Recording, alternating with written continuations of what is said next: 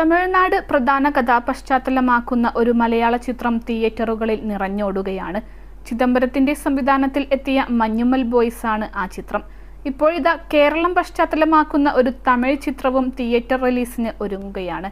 GV Prakash കുമാറിനെ നായകനാക്കി നവാഗതനായ നികേഷ് RS സംവിധാനം ചെയ്യുന്ന റിബൽ എന്ന ചിത്രമാണിത്. പ്രേമലുവിലൂടെ തെന്നിന്ത്യ മുഴുവൻ ശ്രദ്ധ നേടിയ മമിത ബൈജുവാണ് ചിത്രത്തിലെ നായിക. മമിതയുടെ തമിഴ് അരങ്ങേറ്റമെന്ന പ്രത്യേകതയുമുണ്ട്. ഇപ്പോഴിതാ ചിത്രത്തിന്റെ ട്രെയിലർ പുറത്തുവിട്ടിരിക്കുകയാണ് അണിയറക്കാർ.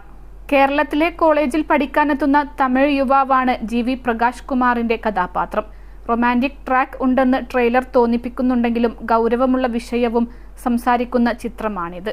കേരളത്തിലെ ഒരു കോളേജിൽ തമിഴ് യുവാക്കൾ നേരിടുന്ന അപരത്വമാണ് ചിത്രത്തിന്റെ പ്രമേയമെന്നാണ് സൂചന.